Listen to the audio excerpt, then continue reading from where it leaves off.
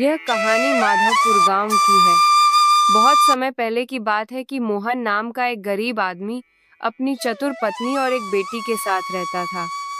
मोहन मेहनत मजदूरी करके अपना गुजारा करता था, लेकिन उसे मजदूरी के बहुत कम पैसे मिलते थे, जिससे उसके घर में मुश्किल से दिन में एक बार ही खाना बन पाता था। वह कभी कभी सूखी रोटी खाकर ही गुजारा कर लेता। एक दिन मोहन की चतुर पत्नी मोहन से कहने लगी, अरे सुनते हो जी, गर्मी आ गई है और कई साल से हम और बच्चे बिना फ्रिज के ही गर्मी काट रहे हैं। इस गर्मी में तो एक फ्रिज ले आओ। छुटकी बहुत कहती है कि उसके घर में एक छोटा सा फ्रिज भी नहीं है। उसे ऐसे देखकर रोना आ जाता है मुझे। बुरा मुझे भी लगता है सुमन, लेकिन मैं क्या करूं? मैं एक बुरा बाप हूं जो अपने घर के लिए एक छोटा सा फ्रिज भी नहीं ला सकता। तुम तो जानती ही हो कि मेरी मजदूरी से बस इतने ही पैसे होते हैं कि मैं मुश्किल से घर का गुजारा कर पाता हूँ। ऐसे में मैं फ्रिज कहाँ से लाऊं? आप एक काम करें, गांव के चौपाल में जो रामू फ्रिज वाले की दुकान है वहाँ चले जाएं।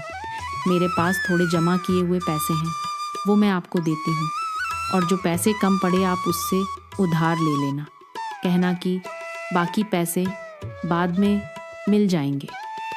मोहन सुमन से थोड़े जमा किए हुए पैसे लेकर फ्रिज लेने के लिए रामू की दुकान पर जाने लगा। दुकान वाला उसे कई तरह के फ्रिज दिखाता है, लेकिन सारे ही बहुत महंगे होते हैं। बताओ भाई, तुम्हें कौन सा फ्रिज चाहिए? कौन सा वाला पसंद आया फिर आपको? भाई मुझे तो सारे ही फ्रिज बहुत पसंद आए, लेकिन आप मुझे थोड़ा सस्ता वाला फ्रिज दिखाइए। मेरे पास अभी फिलहाल इतने ज्यादा पैसे नहीं हैं। अरे भाई, ये सारी चीजें ही अच्छी कीमत में हैं। इससे कम में कुछ नहीं मिलेगा। अगर पैसे नहीं है तो मेरा वक्त बर्बाद मत करो।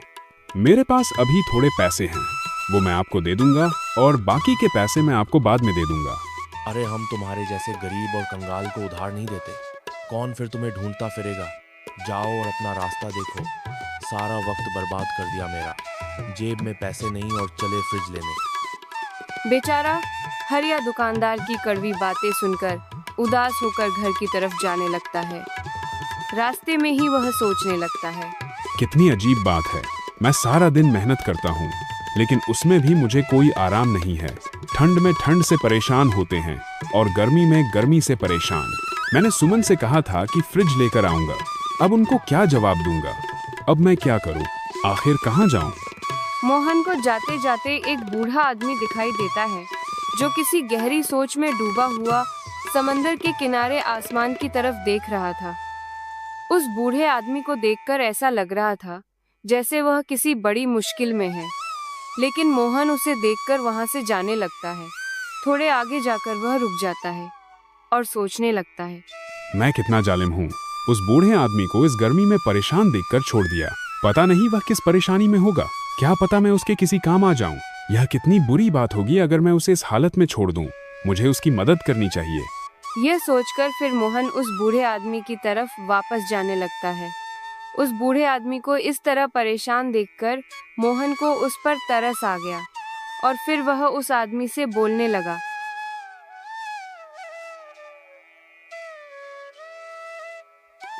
बाबा, आप गर्मी में यहाँ उदास क्यों बैठे हैं? क्या आपको मदद की जरूरत है? बेटा, मदद की जरूरत तो मुझे है, लेकिन तुम्हारे कपड़े और हुलिया खुद तुम्हारी कहानी बता रहे हैं। बाबा, मेरे बस का हुआ तो मैं जरूर मदद करूंगा।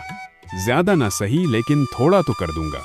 बेटा, मैंने एक सूदखोर से कर्ज पर पैसे लिए थे, लेकिन मैं वक्त पर उसके पैसे नहीं दे पाया। इसीलिए उसने मेरा घर छीन लिया और मुझे बेघर कर दिया। मेरे पास अब इतने पैसे नहीं हैं कि मैं उस सूदखोर को पैसे देकर अपना घर वापस ले सकूं, और ना ही मुझसे अब कोई काम हो पाएगा कि उसके पैसे चुका सकूं। बाबा, क्या आपके बच्चे नहीं हैं? बेटा, मेरा एक बेटा था जिसे मैंने दिन रात मेहनत करके पढ़ाया था। जब उसकी नौकरी लग गई तो उसने अपना घर बसा लिया और मुझे छोड़ दिया। एक दिन वो मुझसे मिलने आया था, लेकिन सिर्फ मेरी जमीन बेचने के लिए। वह कह रहा था कि उसे शहर में बिजनेस शुरू करना है और उसे पैसों की जरूरत है। उसने मेरी जमीन बेच दी और शहर चला गया। फिर उसने वहां अपना घर बसा लिया और दोबारा मेरी तरफ कभी आया ही नहीं। ये कहते कहते बूढ़ा आदमी रोने लगा और मोहन ने किसी तरह उसे चुप कराया। बाबा, मेरी बीवी मेरा इंतजार कर रही होगी। मैंने उससे वादा किया था कि मैं आज फ्रिज लेकर आऊंगा, लेकिन मैं उसका फ्रिज तो नहीं ला सकता। लेकिन अब मैं एक काम कर सकता हूँ। आप यह पैसे ले लें। आज इस पैसे की मुझसे ज्यादा आपको जरूरत है। हमारे पास फ्रिज ना सही लेकिन घर तो है। आपके पास तो घर भी नहीं है, और आप ज्यादा देर इस गर्मी में घर से बाहर रहेंगे तो आपकी तबीयत खराब हो सकती है। ये पैसे आप उस सूदखोर को देना और उससे अपना घर वापस ले लेना। वो आदमी मोहन से पैसे ले लेता है और उससे कहने लगता है, बेटा तुम तो सच में बहुत नेक और अच्छे इंसान हो। तुम खुद इतनी परेशानी में डूबे हुए थे, लेकिन फिर भी तुमने मेरी मदद की। ये तो कोई अच्छा इंसान ही कर सकता है। ये समय का खेल है। आज हम परेशान हैं, कल हमारा अच्छा वक्त आएगा। तुम्हें इन अच्छे कर्मों का फल जरूर मिलेगा। मैं दुआ करता हूँ कि तुम्हें हर वो चीज़ मिले जो तुम चाहते हो और तुम्हें हर खुशी नसीब हो। हर माँ बाप को चाहिए कि वे तुम्हारे जैसे औलाद की परवरिश करें जो लोगों की परेशानियां समझे। वो बुजुर्ग आदमी मोहन को बहुत दुआ देता है और फिर वहां से चला जाता है। मोहन को उस बूढ़े आदमी की मदद करके बहुत अच्छा लग रहा था और उसे दिल से खुशी मिल रही थी। लेकिन दूसरी तरफ उसे इस बात का दुख भी था कि वह अपनी बीवी और बच्चे के लिए फ्रिज नहीं ला सका। लेकिन उसे इस बात की तसल्ली भी थी कि उसने अपनी गरीबी के बावजूद एक नेक काम किया है। ये सोचते सोचते मोहन भी अपने घर जाने लगता है। जैसे ही उसकी बीवी मोहन को देखती है तो वह उससे कहने लगती है, अरे मैं कब से तुम्हारा इंतजार कर रही थी। तुम्हारा रास्ता देखते देखते मैं बिल्कुल थक गई। दिल में अजीब अजीब ख्याल आ रहे थे। अरे सोनाम, तुम तो छोटी छोटी बातों पर फिक्र करना शुरू कर देती हो। जब आदमी घर से बाहर होता है तो वक्त लग ही जाता है। अच्छा सोनाम, जब मैं फ्रिज लेने गया तो वहाँ कोई भी फ्रिज कम दाम में नहीं था। सारे ही बहुत महंगे थे। मैंने दुकानदार से थोड़ा उधार देने के लिए भी कहा, लेकिन कहते हैं ना कि जब समय बुरा चल रहा हो तो कुछ भी काम नहीं आता। उसने उधार देने से साफ इनकार कर दिया और मुझे बहुत सारी बातें सुनाकर वहां से भगा दिया। आजकल तो कोई भी बिना फायदे के कुछ नहीं देता, और अगर तुम उसे थोड़े ज्यादा सोनाम, उन पैसों में से थोड़े पैसे मैंने एक बुजुर्ग बूढ़े आदमी को दिए हैं। उसे पैसों की बहुत जरूरत थी। वो गर्मी से परेशान था और अगर मैं उसकी मदद नहीं करता तो शायद वो जिंदा ही ना रह पाता। मोहन ने सोनम को सारी बातें तफसील से बता दी। मोहन की बात सुनकर सुमन सोनम लगी। ये तो तुमने बहुत अच्छा किया जो उस भूरे आदमी को पैसे दिए, लेकिन तुम्हें मालूम होना चाहिए कि हमारे हालात भी कितने खराब हैं, और वो पैसे मैंने बहुत मुश्किल से जमा किए थे। अब इस गर्मी में फ्रिज कहाँ से लेंगे? खो क्या कहूँ मैं, और अब भला कौन इस गांव में तुम्हारी मदद करेगा? तुम बिल्कुल सही कह रही हो सोनम, मैं तुम्हारी बात समझ रहा हूँ, लेकिन वो बेचारा भूरा आदमी हमसे ज्यादा परेशान था। तुम फिक्र मत करो, यह समय का खेल है। कब हमारा भी वक्त बदल जाए कोई पता नहीं। कोई ना कोई इंतजाम हो ही जाएगा। तुम परेशान मत हो।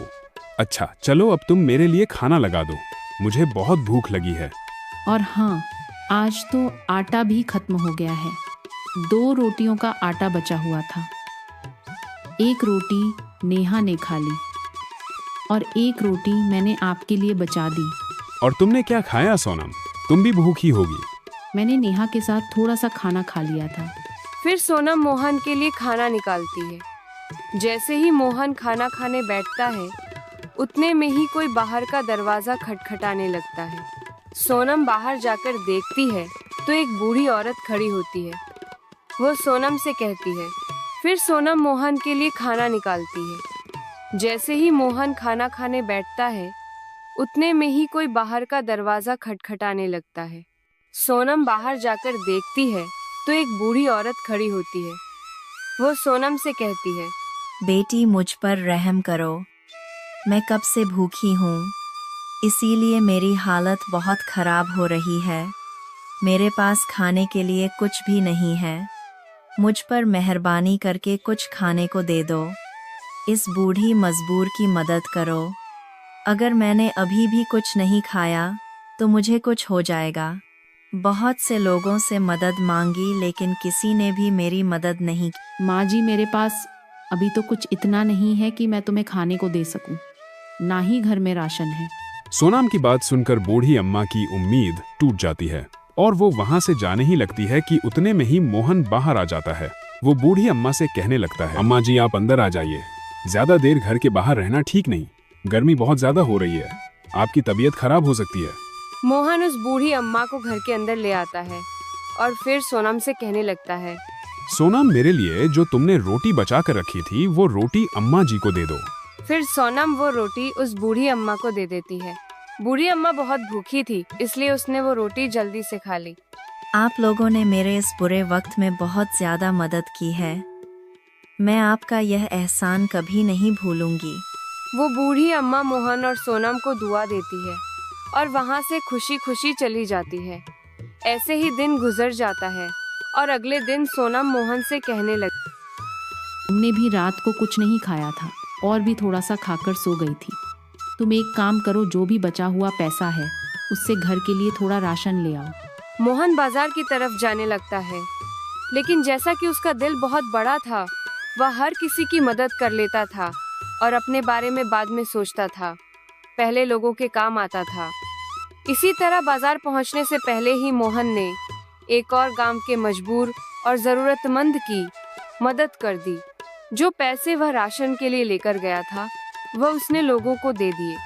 फिर रास्ते में चलते चलते वह उदास मन से एक पेड़ के नीचे बैठ जाता है और अपने मन में ही सोचने लगता है, अरे ये आखिर मैं क्या करूं? मुझे अपनी परेशानी से ज्यादा दूसरों की परेशानियां दिखती हैं। अगर मैं अभी घर राशन लेकर नहीं गया तो मेरी बीवी और बच्ची भूखे ही रहेंगे। और अगर सोनम को यह बात पता चली कि वो पैसे मैं किसी की मदद के लिए दे आया हूँ तो वो बहुत ज्यादा गुस्सा करेगी। मुझे कुछ भी समझ में नहीं आ रहा कि आखिर मैं क्या करूं, कहां जाऊं? ये कैसा समय आ गया है?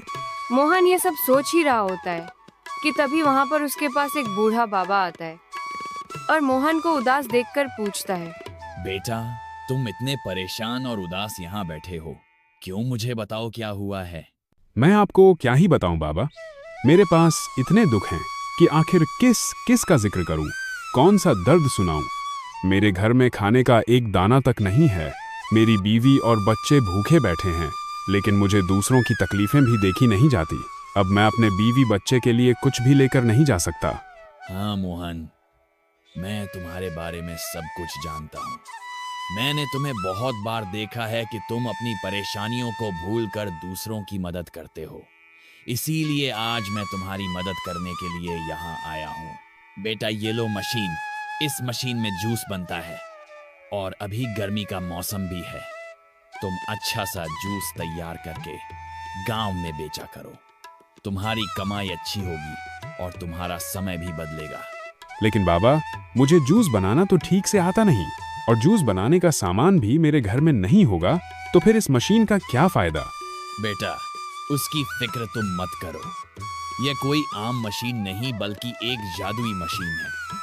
तुम्हें इसमें बस थोड़ा पानी डालना होगा और फिर मशीन से जिस फ्लेवर का जूस चाहोगे उसकी फरमाइश करनी होगी। बस फिर वो जूस तैयार होकर तुम्हारे सामने आ जाएगा। और हाँ, एक बात याद रखना, ये मशीन हर किसी के पास नहीं रह सकती। ये सिर्फ मैं, और अगर तुम्हारी अच्छी कमाई होने लगे तो इसे किसी और जरूरतमंद और मददगार इंसान को दे देना। आपका बहुत बहुत शुक्रिया बाबा, जो आपने इतनी बड़ी मदद की। मैं आपका यह एहसान कभी नहीं भूलूंगा। क्यों आज भी किसी की मदद करके आ गए? घर में खुद के खाने के लिए पैसे नहीं हैं और आप लोगों की मदद किए फिर रहे हैं। क्यों आज भी किसी की मदद करके आ गए? घर में खुद के खाने के लिए पैसे नहीं हैं और आप लोगों की मदद किए फिर रहे हैं। अरे सोनम, पहले मेरी बात तो सुनो।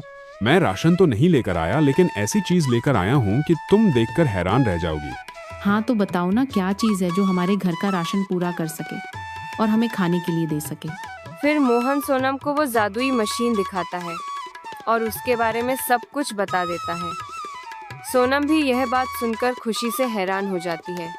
फिर क्या था, थोड़ा कल का बचा खाना खाकर वे लोग के साथ मिलकर जूस बनाने लगते हैं। जूस को बनता देखकर बहुत खुश होती है